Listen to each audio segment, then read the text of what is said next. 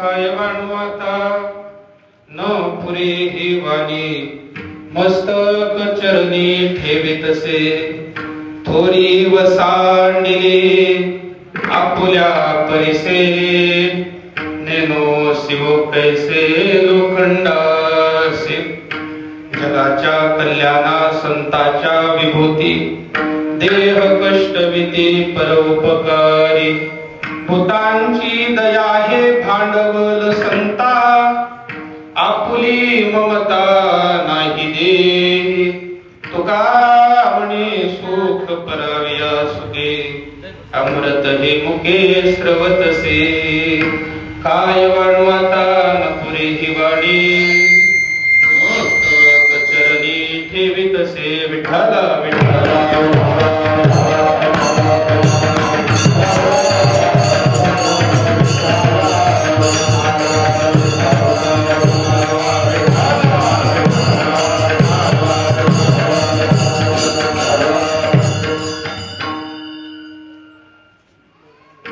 विठ्ठला राजया पांडुरंगा नमो रुक्मिणी माऊली ज्ञान गंगा नमो पुंडलिका नमो चंद्रभागा नमस्कार माझा रुक्मिणी पांडुरंगा पांडुरंगा करो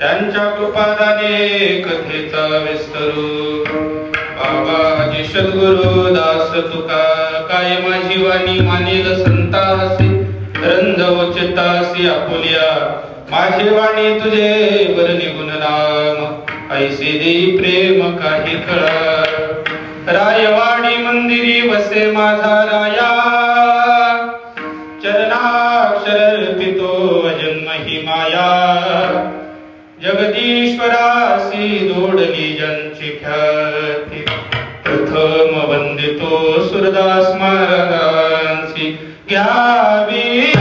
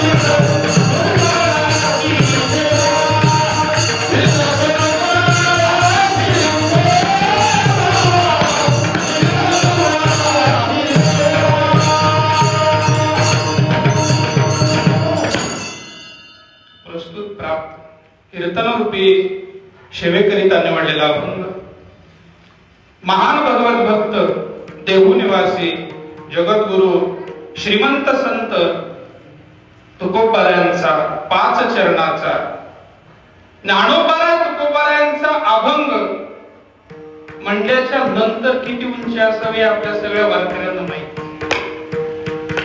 जगद्गुरु तुकोबाराय या अभंगामध्ये बोलत असताना संताचं मोठेपण सांगतात. संत किती मोठे आहेत. कारण मायबाप काही गोष्टी असतात ज्यांच्यामुळे त्या गोष्टी पूर्णत्वाला जात नाही. माणसाला जन्माला आल्याच्या नंतर 2 इच्छा आहेत का नाही बाबा? 2 इच्छा आहेत. एकाला वाटतं संसार पूर्णत्वाला जावा आणि दुसऱ्याला वाटतं परमार्थ पूर्णत्वाला जावा.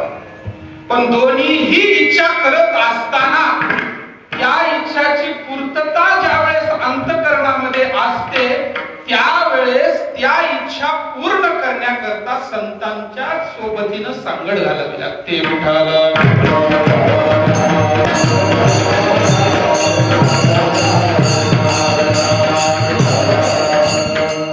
जगद्गुरु तुकोबाराय सांगत असताना सांगतात की बाबा काय वाढू आता न पुरे दिवाणी. महाराज म्हणतात या संत महात्म्यांचं मोठेपण सांगत असताना माझी वाणी कमी पडते. माझ्या बोलण्याकडे लक्ष द्या. अवघ्या 1 तासामध्ये आपल्याला सेवा संपवायची. 1 तास फक्त इकडे चित्त देऊन ध्यान देऊन कीर्तन ऐका. कारण कीर्तनकार तुम्ही अनेक बघितले महाराज, अनेक बघितले ना. आता श्रोत्यांपेक्षा गायक असतील वादक असतील यांनी रोज येत बघितला का? पण आता कीर्तनाची पातळी खालच्या टोकाला गेली. आता कीर्तन हे फक्त आणि फक्त बोलू का महाराज संसार भागवण्याचं कारण. कीर्तनाची पातळी एवढ्या खाली गेली. आता कीर्तनातून आपल्याला अपेक्षा जर कशाची असेल, श्रोत्यांना विचारतो कशाची अपेक्षा आहे? विनोदाची अपेक्षा आहे का नाही?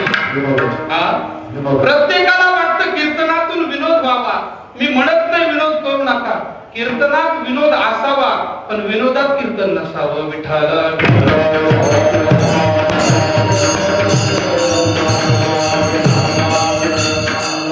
संत जगद्गुरु तुकोबाराय ज्या अर्थी आपल्या संसाराची राख रांगोळी करून तुमच्या माझ्या करता गाथ्याचं निर्माण करतात.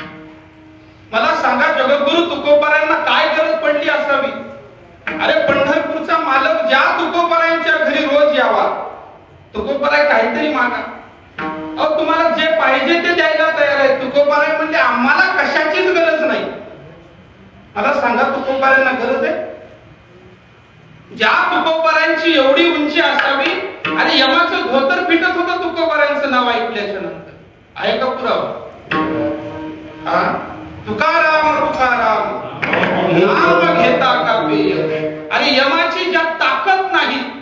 माणूस जन्माला आल्याच्या नंतर जीवनात एकच भीती आहे. काय भीती आहे बाबा? बोलत जा. बोलल्याशिवाय मला कीर्तनच येत नाही. ही पटलं बघ. मरणाची भीती आहे. तुका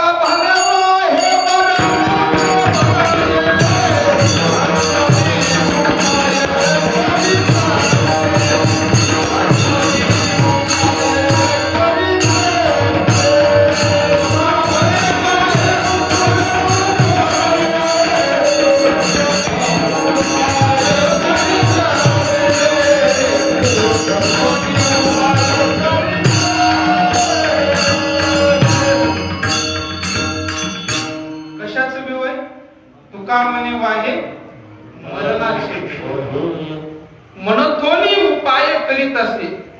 महाराज मरणाच्या भीतीपोटी माणसं अनेक प्रकारचे उपाय करू लागले.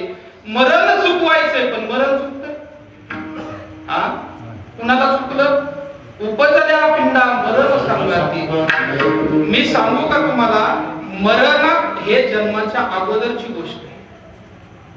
आपल्याला वाटतं आम्ही जन्माला आलो असं नाही तुम्ही मेलात म्हणून जन्माला आला. लक्ष द्या बोलण्यात. तुकोबाराय हेच सांगतात. काय मला सांगायचं होतं की जगद्गुरु तुकोबाराय ज्या वेळेस 4092 अभंगाचा गाथा निर्माण करतात, काय कारण असावं? काय कारण असावं? महाराजांच्या अंतःकरणामध्ये कुठंतरी वाटायचं उद्धरावया जन जड जीव, जीवाचा उद्धार व्हावा, जनाचा उद्धार व्हावा, जडाचा उद्धार व्हावा, ही अपेक्षा तुकोबारायांच्या अंतःकरणात. बुडते हे जन न देखावे,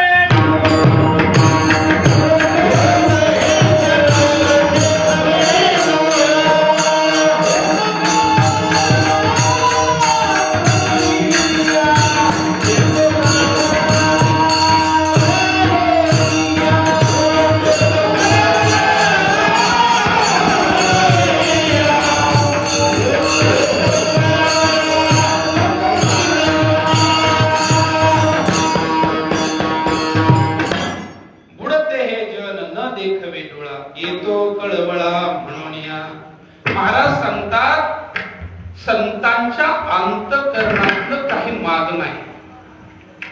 मी संतांची उंची सांगायला लागलो.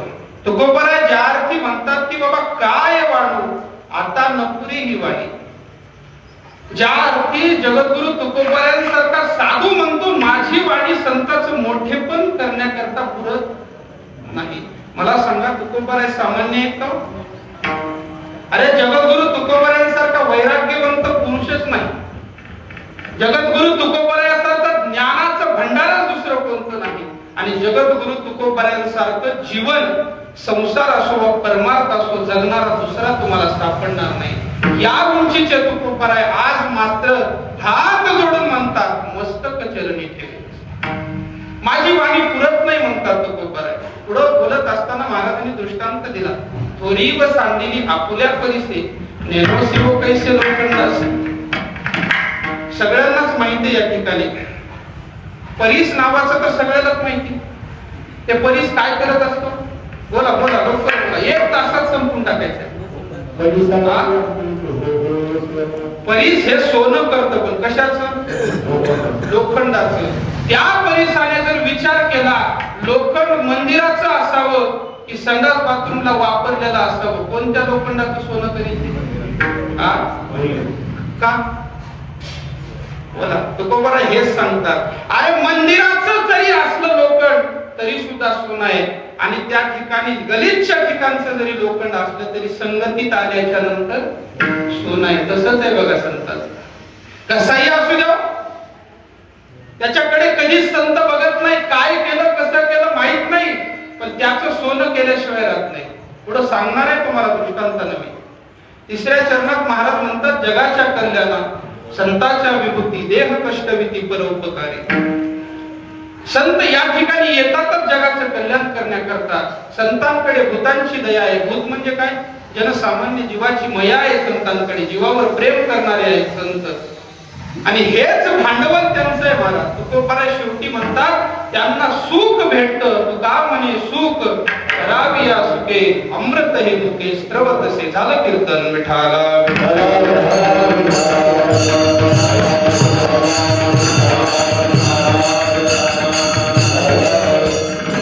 जगद्गुरु तुकोबाराय या ठिकाणी बोलत असताना सांगतात की बाबा संत किती उंचीचे आहेत.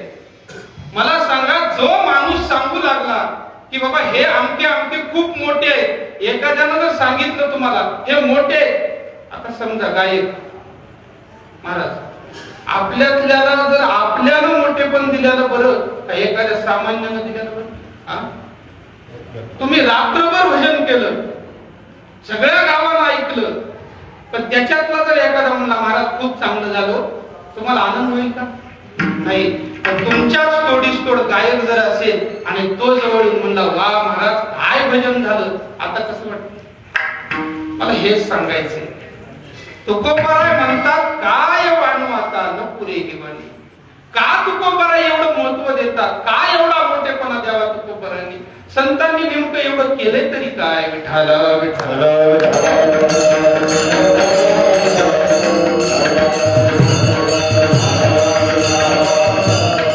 एक उदाहरणानं तुम्हाला समजून सांगेल महाराज. देवांचा राजा इंद्र, देवता लोक असे आहेत, स्वार्थ सोडल्याच्या नंतर कधीच कोणाच्या कामाला पडणार नाही. लक्ष द्या माझ्या, त्यांच्या जीवनामध्ये फक्त स्वार्थ आहे. दधीचीकडे ज्यावेळेस देवेंद्र गेले, त्यांना प्रार्थना करून आस्ती मागितल्या का? नाही. दधीचीला सांगितलं आम्हाला वृत्रासूर मारायचं आहे आणि आम्हाला आस्ती द्या, पण प्रार्थना नाही किंवा आस्ती दिल्याबद्दल धन्यवाद नाही. त्यांना फक्त स्वार्थ कळतो. लक्ष द्या आणि द्या. देव लोकांमध्ये आपल्याकडे कसं अन्न आहे, भाकर आहे, भाजी आहे, पाणी आहे, याच्याशिवाय जीवन चालतं का? चालत नाही. पण देवताचं अन्न वेगळं, 5 प्रकारचं अमृत त्या ठिकाणी चालतं. किती प्रकारचं? त्या अमृतामध्ये भूक भागवणारं एक अमृत आहे. दुसऱ्या नंबरचं अमृत कोणतं असेल तर तहान भागवणार आहे. भूक लागली अमृत प्या, तहान लागली अमृत प्या. आणि ते 5ही अमृत ज्यावेळेस अशुद्ध झाले त्यावेळेस देवेंद्राला प्रश्न पडला, हे अमृत मी शुद्ध तरी कसं करायचं? म्हणले नाही, अमृत शुद्ध करायला बृहस्पतीला बोलवा. देवांचे गुरु बृहस्पती, देवांचे गुरु सामान्य असतील महाराज, देवतांचे गुरु बोलवले, हजारो वर्ष तप केलेले ऋषीमुनी बोलवले, यज्ञाचा आरंभ केला, बलाढ्य यज्ञ केला मायबाप. आणि त्या यज्ञामधून एक अमृतावरचं झाकण उघडलं, पण अमृत मात्र शुद्ध झालं का? नाही. मी संत किती मोठे सांगायला, अमृत शुद्ध झालं नाही का? आता काय करायचं? पण एका साधूने सांगितलं जाऊन, देवेंद्रा तुम्हाला जर अमृत शुद्ध करायचं असेल तर तुम्हाला जम्बूद्वीपात जावं लागेल, पंढरपूर गावात जावं लागेल. त्याच बाजूला मंगळवेढा नावाचं गाव आहे, तिथं जावे लागेल. आणि त्या ठिकाणी श्री संत शिरोमणी चोकोबाराय महाराज राहतात, त्यांच्या जवळ जा, तुमचा अमृत शुद्ध झाल्याशिवाय. चोकोबाच्या घरी अमृत होय शुद्ध. वा, चोकोबाच्या घरी अमृत होय शुद्ध. एका जनार्दनी मात काय सांग. वा, एका जनार्दनी मात काय सांग. असे जर श्रोते भेटले महाराज, आता फक्त येऊन कानात सांगितलं या महाराजांनी आमच्या, कुठे गेले वाटत, घरात गेले वाटत. म्हणजे 1 तासात संपून टाका. मी 4-5 तास कीर्तन सोडित नाही असले श्रोते भेटले.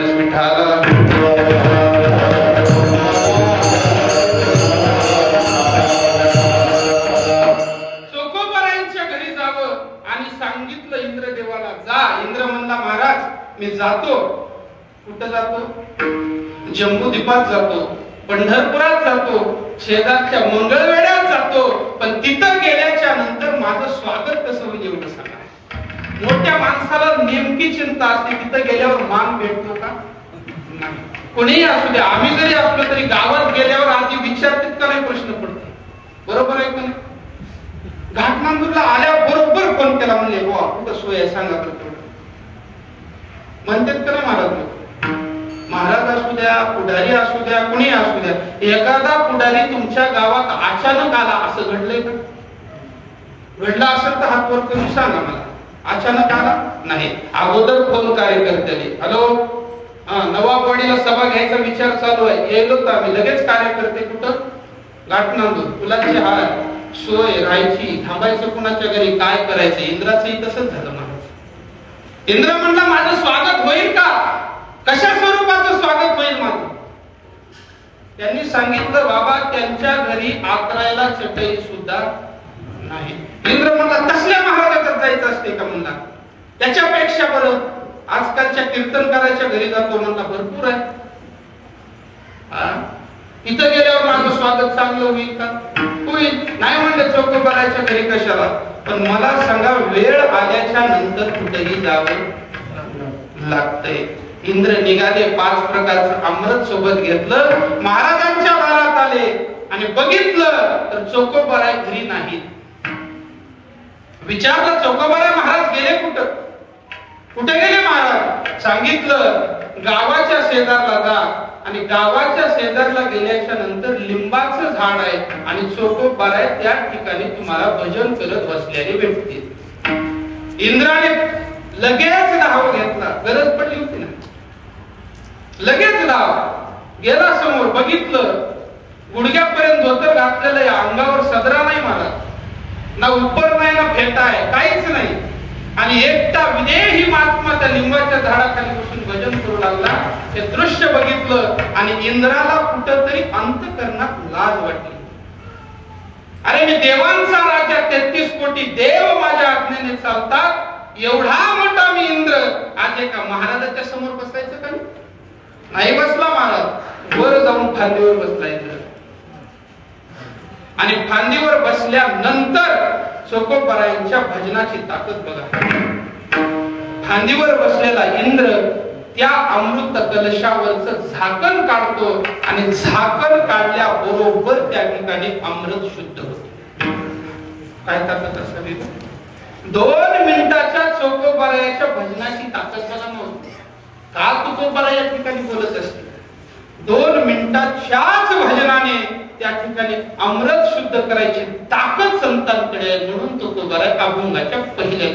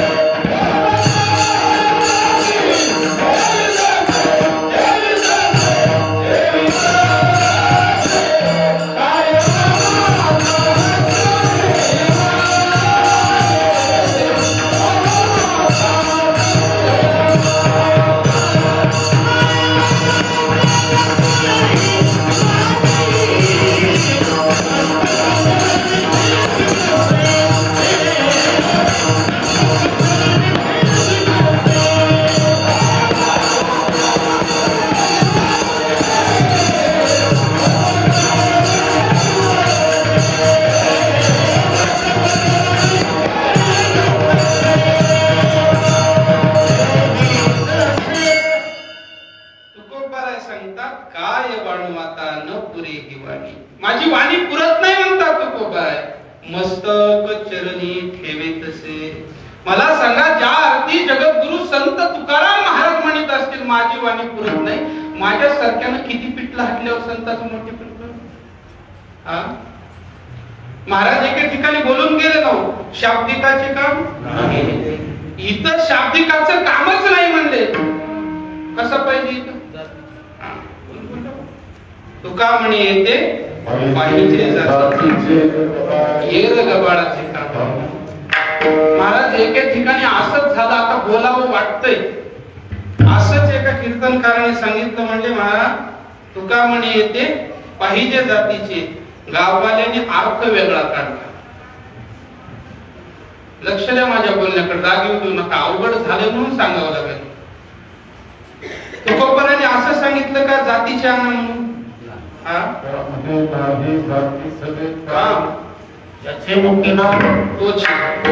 महाराज तुकोबरा या ठिकाणी जात सांगत असताना एवढी जात सांगतात, वारकरी असतात. कोण का असं नाव? कबीर मोमीन जान, लतिफा मुसलमान, सेना नवी जान, विष्णुदास. अरे कुठलाही असू द्या, एवढंच नव्हे, यारे यारे लहान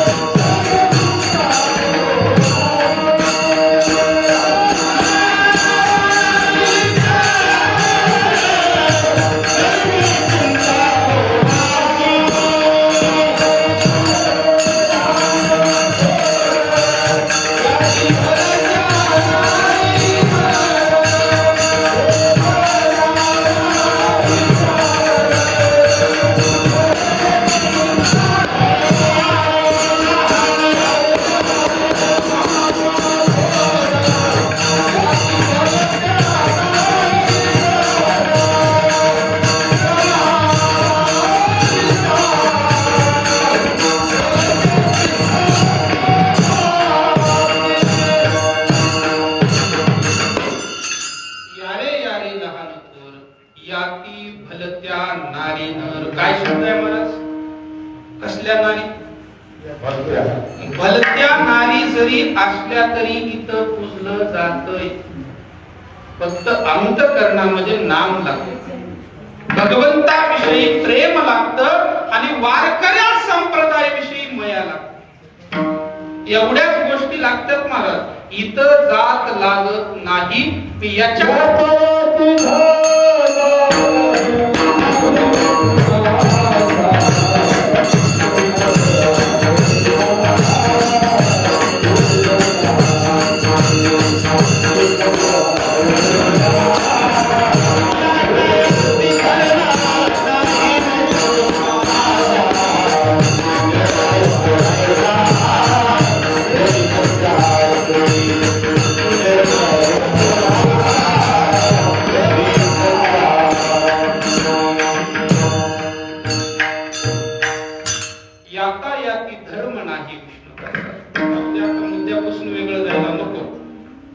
चालू आहे काळा संघ आपण बी चलायचं. जगद्गुरु तुकोबारायांच्या शब्दाकडे सोडतो. महाराज म्हणतात या ठिकाणी वाणी पुरत नाही. एवढाच विषय चालू आहे. संत किती मोठे हे सांगायला तुकोबारायांची वाणी पुरत नाही. आणि जे सांगतात त्यांचा अधिकार अवघ्या 2 मिनिटात सांगतो. एकदा भजन का विठ्ठल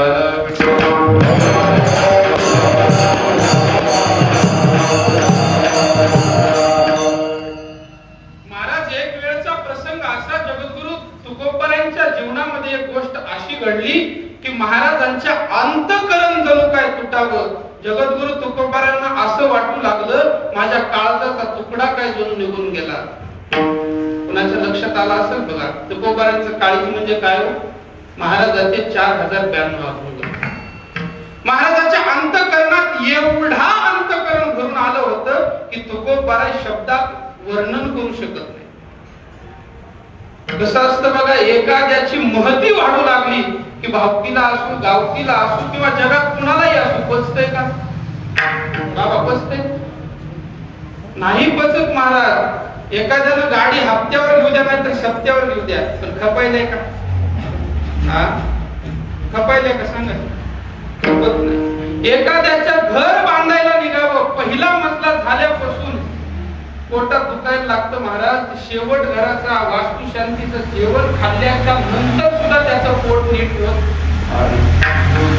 तसंच तुकोबारायांच्या जीवनात घडलं.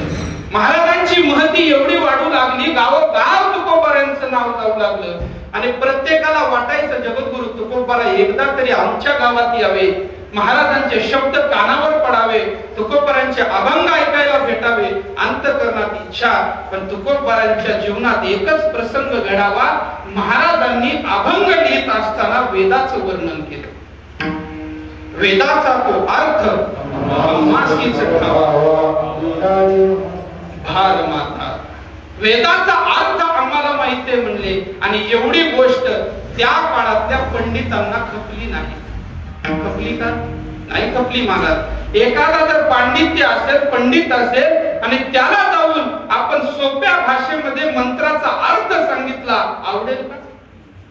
नाही आवडणार. हीच घटना आणि ही वार्ता मुंबाजी स्वामींनी रामेश्वर शास्त्रीच्या कानावर घातली. शास्त्रीजी, तुकाराम नावाचा एक ग्रहस्थ आहे आणि तो मात्र आज आपल्या पांडित्याला चॅलेंज करतोय आजच्या भाषेत. त्याने त्याच्या गाथेमध्ये असं सांगितलं की बाबा वेदाचा अर्थ आम्हाला माहिती आहे. म्हणजे शास्त्रीनं सांगितलंय चुकीचं घडतंय. वेद ज्या ठिकाणी आहे ते सत्य आहे. वेदाच्या नंतर कोणीच नाही. आणि दुसरी गोष्ट, वेद वाचायचा अधिकार फक्त आम्हाला आहे. या तुकाराम सारख्या साध्या माणसानं वेदाचा अर्थ सांगितलाच कसा काय?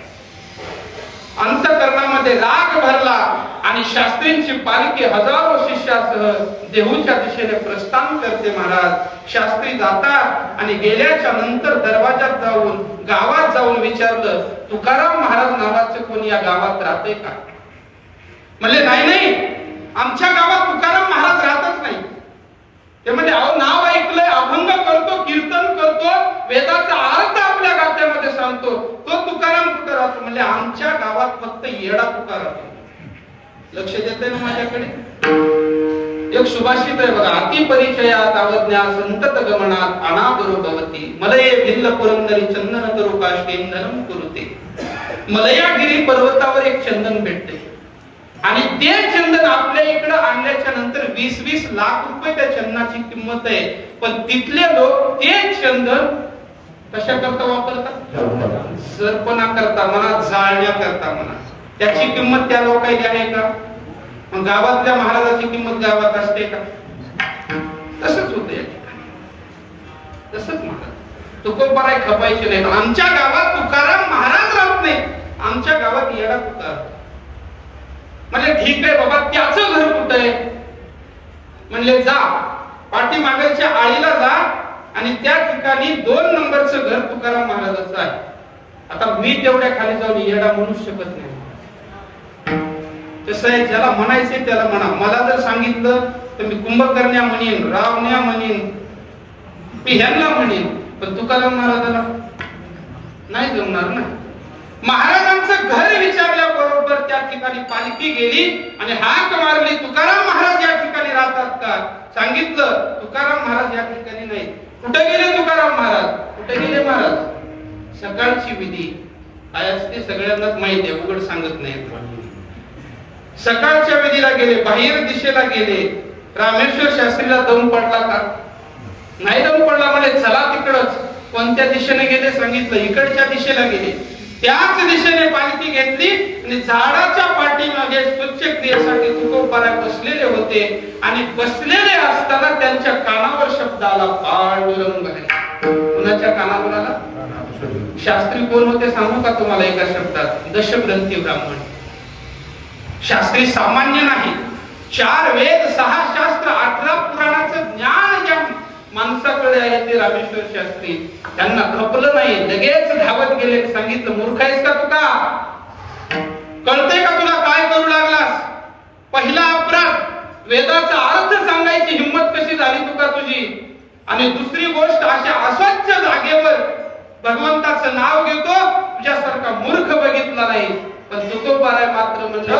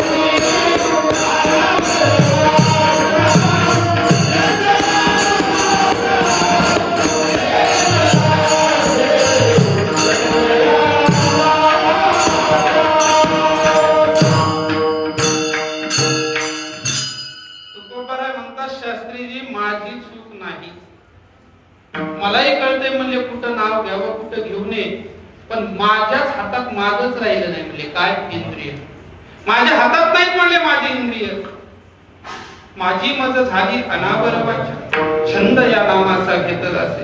एवढं नाम मला प्रिय झालंय की आता मात्र मला दुसरं काहीच कळत नाही.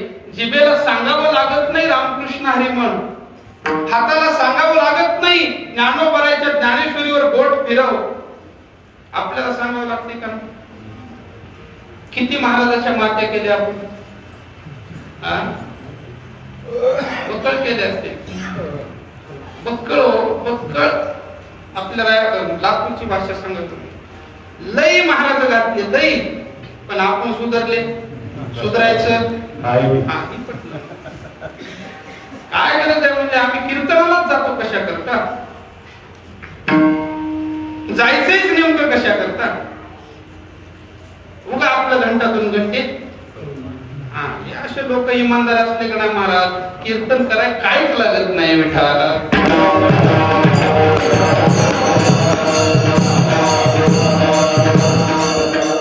महाराजांनी सांगितलं माझ्या हातामध्ये माझी जीभ नाही, ऐकत नाही माझं म्हणले. शास्त्रीने जीभ ओढून धरावी आणि रोमारोमातून भजन सुरू व्हावे ताकद ज्या तुकोबारांची ते तुकोबारा या ठिकाणी म्हणतात माझी वाणी पुरत नाही. अधिकार कळला तुकाराम महाराजांचा, एवढ्यावर थांबणार नाही महाराज. जगद्गुरु तुकोबारांचा गाथा पाण्यात बुडवला, त्याच शास्त्रींचा अपराध आणि जात असताना रामेश्वर शास्त्रीने अंतःकरणामध्ये काही भाव धरला, तुकोबारांचा द्वेष धरला आणि जाता जाता एका अनगड शहा नावाच्या फकीराच्या विहिरीवर आंघोळ करण्याकरता गेले. पहिला अपराध गाथा बुडवला, दुसरा अपराध विहिरीत आंघोळ करायची इच्छा झाली आणि तिसरा अपराध काय घडतो लक्ष द्या. अनगडशा धावतच आला आणि सांगितलं अहो अहो आंघोळ करू नका. म्हणले नाही नाही मी रामेश्वर शास्त्री आहे, पंडित आहे, म्हणले इथंच आंघोळ करणार. म्हणले महाराज या ठिकाणी आंघोळ करू नका, या विहिरीचं पाणी या गावचे लोक पितात, तुम्ही जाऊ नका विहिरीमध्ये, ते पाणी अपवित्र होईल. शास्त्रीनं सांगितलं मी पवित्र आहे, पाण्यापेक्षा सुद्धा मी पवित्र आहे. म्हणले नका महाराज जाऊ नका, मी तुम्हाला बकेटात पाणी काढून देतो, बाजूला आंघोळ करा. नाही नाही म्हणले मध्येच आंघोळ करणार. जाऊ नका शास्त्रीजी. ऐकलं नाही, विहिरीत उडी टाकली महाराज आणि त्या फकीराच्या मुखातून एक शब्द पडला अभयसे ते.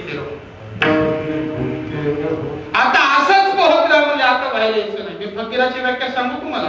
फकीर होकर फिकीर करे वो भी साला करताय. फकीराला फिकीरच नसते, आपल्याला थोडी तरी फिकीर आहे ना. नित्य उठून या खावयाची चिंता एवढी तरी त्याला तेवढीही नसावी म्हणतात कबीर महाराज. त्याला फकीर म्हणावं. एवढा मोठा पोहोचलेला फकीर सांगितलं वायसे तैरतेरो असत पोहोचला म्हणजे आता बाहेर यायची काही नाही. शास्त्रीला वाटलं अरे तुकाराम महाराजासारख्याचा गाथा बुडवला म्हणले आणि कुठं फकीराचा मला श्राप लागत असतो ना. स्नान झालं, बाहेर निघाले, अंगाचा दाह होऊ लागला महाराज. अंगाची लाही लाही होऊ लागली. पाण्यात गेलं की बरं वाटायचं, बाहेर आले की त्रास व्हायचा, पाण्यात गेलं की बरं वाटायचं. असं 10-5 वेळेस घडल्याच्या नंतर माझ्यासारखा एक चतुर शिष्य होता. लक्ष द्या मी काय म्हणालो. कुणासारखा? हा माझ्यासारखा. लोकांवर कशाला घालायचं. उपरनं काढलं आणि त्या उपरनं पाण्यात ओलं केलं, शास्त्रीला गुंडाळलं आणि आता शास्त्री मात्र धावतच गेले. कुठं? अलंकापूरला. ज्ञानोबारांच्या समोर जाऊन अनुष्ठान मांडलं आणि ज्ञानोबारांचा स्वप्नात दृष्टांत झाला. माऊलींनी सांगितलं माझ्याकडे काहीच इलाज नाही. अंगाचा दाह कमी करायचा असेल तर कुठं जा? देहूला जा. शास्त्री पहिला अपराध तुकोबारांचा गाथा बुडवला, दुसरा अपराध करू नको ते कार्य, पाण्यात जाऊ नको म्हणून सांगितलं गेला. आणि आता मात्र ज्याचा अपराध झाला त्याच्याकडे क्षमा मागायची वेळ आली. रामेश्वर शास्त्री त्या ठिकाणी आले आणि एका अभंगात जगद्गुरु तुकोबारांनी त्यांचा दाह कमी केला. एका अभंगात महाराज. आणि आता मात्र त्या फकीराला चिंता पडली. मी तुकोबारा किती मोठे सांगतो. तो फकीर म्हणला मी एवढा मोठा पोहोचलेला फकीर आजपर्यंत कुणाच्या कशाची अपेक्षा केली नाही, जीवनात कुणाकडे काही मागावं ही अपेक्षा नाही अंतःकरणामध्ये. एवढा मोठा पोहोचलेला मी आणि माझ्या शापाचं निवारण करायची ताकद तरी कुणात असावी. त्यानं सांगितलं, हातामध्ये कोटोरं होतं, त्याला सांगितलं जोपर्यंत तुकाराम महाराजांच्या घरचं पीठ पडणार नाही तोपर्यंत भरायचं नाही. गेला महाराज, जागोजागी जावं, त्याच्यात कितीही वतलं तरी ते भरतच नव्हतं. आणि शेवटी तुकोबारांच्या दरवाजात गेला. हाक मारल्याबरोबर चिमुकली भागूबाई हातामध्ये थोडस पीठ धरलं, धावत आली, टाकल्या बरोबर ओसंडून व्हायला लागला. म्हणला हेच तुकाराम महाराज. तिलाच दंडवत घातला, दंडवत महाराज तिलाच. म्हणले मी नाही, माझे बाबा कुठे? भंडाऱ्यावर गेले. शोधत शोधत शोधत फकीर त्या ठिकाणी गेला आणि तुकाराम महाराजांचं भजन चालू असताना ओळखलं, महाराजांचं दर्शन घेतलं आणि तुकोबारांना तो फकीर म्हणतो महाराज तुमची महती किती मोठी आहे. त्यांच्या मुखातले 2 शब्द सांगतो तुम्हाला. तुका तुका राम से 2 नाम एक अंग. लक्ष द्या माझ्या बोलण्यात. संत किती मोठे आहे तो. तुका तुका राम से 2 नाम एक अंग, इनका सेतु भंग गया, इनका सेतु अभंग विठाला.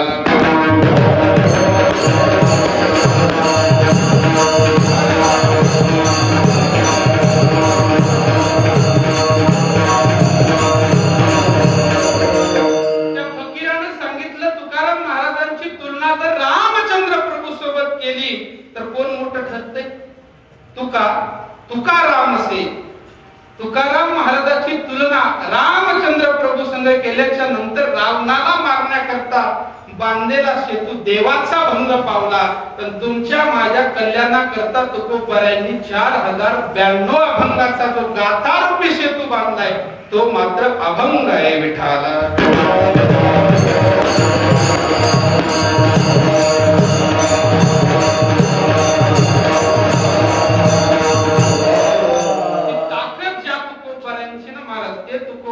या ठिकाणी म्हणतात माझी वाणी पुरत नाही.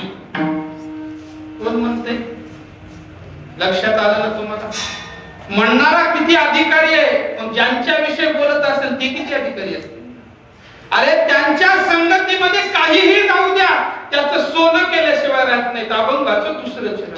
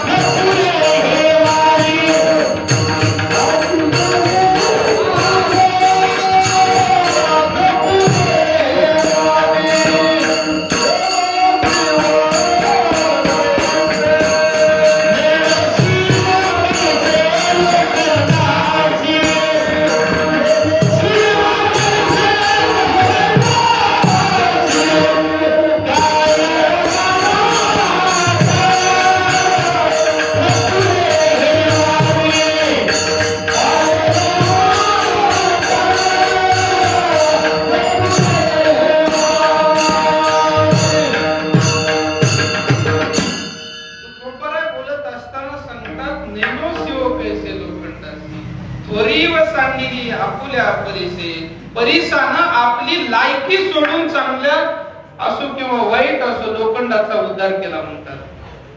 या ठिकाणी परीस सांगायचं नाही मला, किंवा तुकोबारांना सुद्धा परीस सांगायचं नाही, संत सांगायचे. मला संतांनी एवढी आपली मांदियारी सोडली आणि अशा अशांचा उद्धार केला. 2-4-10 मिनिटात सांगतो, आता जवळपास वेळ संपलाय. तर कसं असते गावात जेवण म्हणलं की जवळपास माणसं तिकडच लक्ष असते. जाऊ दे आता, कशाला पुढचं सांगतो. कुणाचा उद्धार केला? लक्ष द्या माझ्या बोलण्याकडे. रेडा माहितीये का तुम्हाला? आपल्या भाषेत सांगू का? हलगट. माहिती ना सगळे हलगट. हलगट किती नीच असते. तर नीच जाऊ द्या तिकडे, किती भदा असते त्याला काही कळतंय का? महाराज हाल्याला काही कळतंय? त्याच्यासारखा मंद प्राणी बघितलाय का तुम्ही? पण त्याची जत्रा होते, त्याचा उत्सव होतो. सांगू का तुम्हाला? चैतन्य महाराज देवलूरकरांच्या मुखातलं एक वाक्य सांगतो. महाराजांनी सांगितलं त्या ठिकाणी गेल्याच्या नंतर रेडा म्हणायला अधिकार नाही. काय म्हणावं लागते? नाही, रेडे महाराज म्हणावं लागते. तुमच्याकडे आहेत का कोणचे रेडे महाराज? नाही महाराज. ही ताकद कशामुळे? संतांनी आपली उंची कमी केली आणि या ठिकाणी जीवाचा उद्धार केलाय. दुसरी गोष्ट सांगू, ज्या भिंतीवर ज्ञानोबा सहज बसले होते, एकच शब्द वापरला, चल. चालली का नाही? हरदी सांगायची मोक्ष मार्गाचा ज्ञानोबा माझा रे रामोकी वेद बोलाविला रे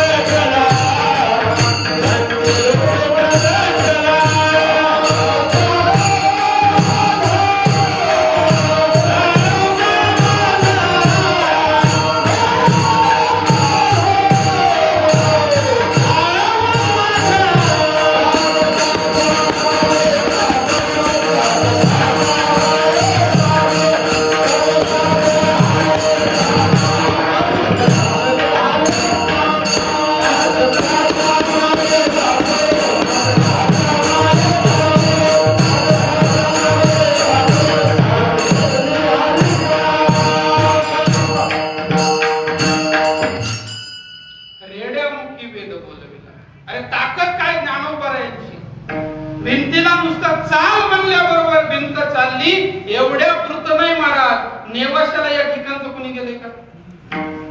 हा गेलेत महाराज तुम्ही? कोण कोण गेले? गेलेत ना नेवाशाला? आता लक्ष द्या माझ्याकडे. त्या नेवाशामध्ये ज्ञानोबारांनी ज्ञानेश्वरी सांगितली आणि ज्या खांबाला पाठ देऊन सांगितली त्याचं मंदिर आहे का? खांबाचं मंदिर, खांब असल्याशिवाय मंदिर कसं बांधलं? हा कशामुळे मंदिर झालं? कशामुळे झालं मला सांगा. एक वाक्य बोलून जाईल तुम्हाला. ज्या खांबाकडे माऊलींची पाठ व्हावी त्याचं मंदिर होऊ शकते म्हटल्याच्या नंतर ज्या खांबाकडे किंवा ज्या व्यक्तीकडे ज्ञानोबारांचं तोंड व्हावं त्याचं किती कल्याण. अरे काय संतांचं मोठेपण सांगावं. अनेक उदाहरणं तुम्हाला सांगता येतील, अनेक सांगायला भरपूर आहे आपल्याकडे सांगण्यासारखं. महाराज सांगतात की बाबा हे संत आपली उंची कमी करतात आणि उद्धार करतात. एवढंच नाही, ते येतातच त्याच्या करता. तिसरं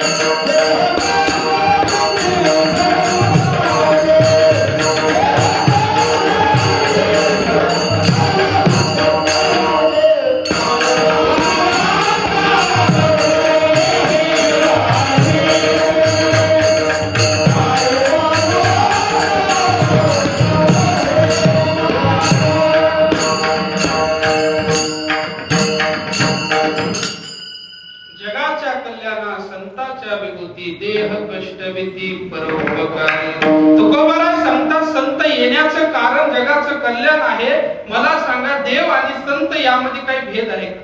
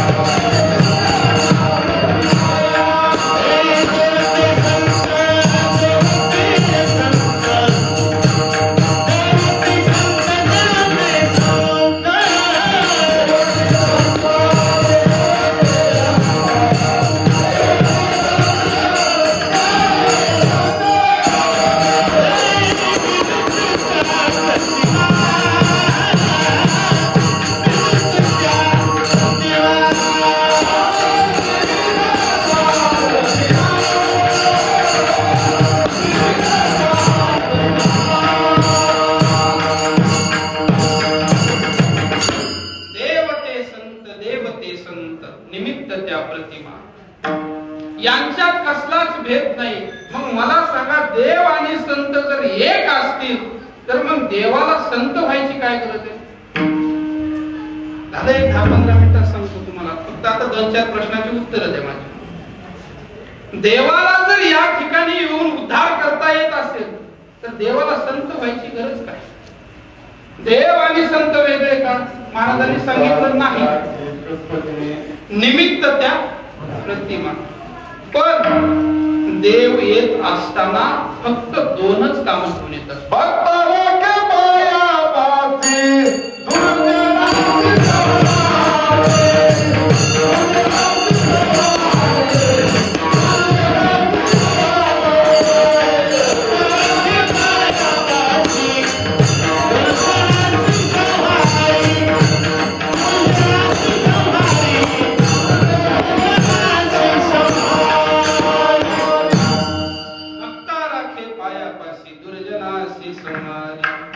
देव येत असताना एक तर भक्ताचं रक्षण करतो, नाही तर दुर्जनाचा विनाश करतो.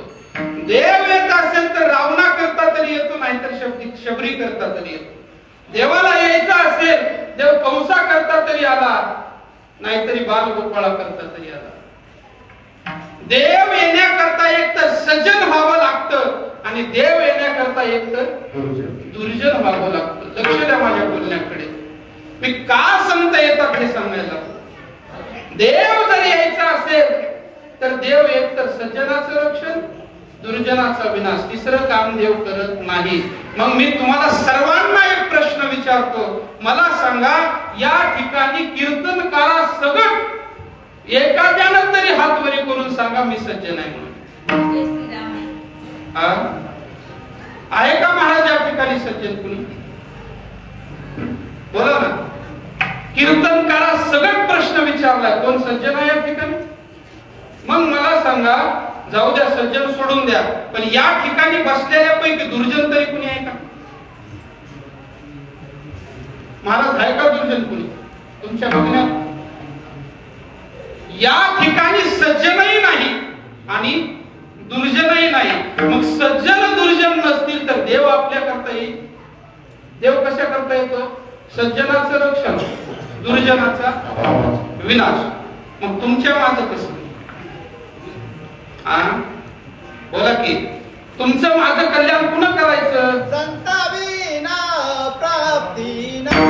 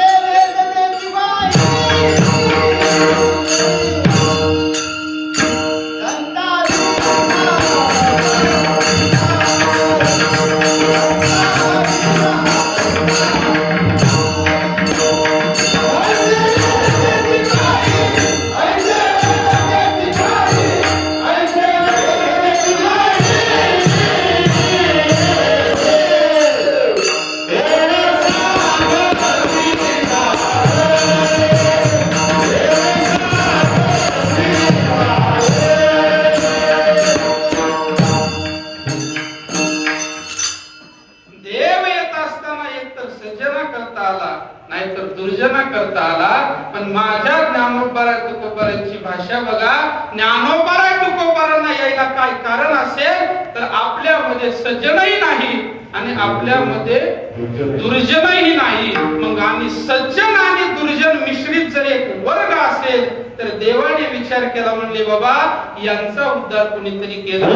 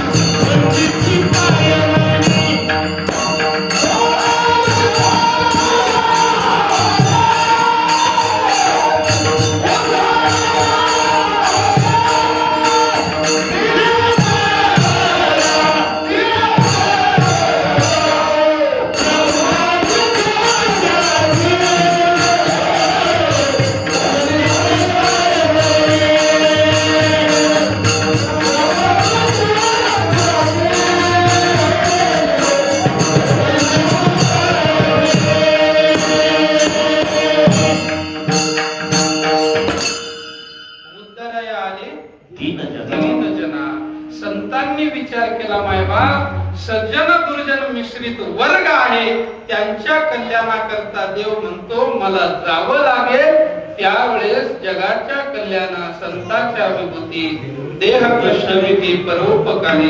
पण देव होऊन आल्याच्या नंतर तो देव काय म्हणतो, भक्ता राखे पायापाशी दुर्जनाशी संवारी.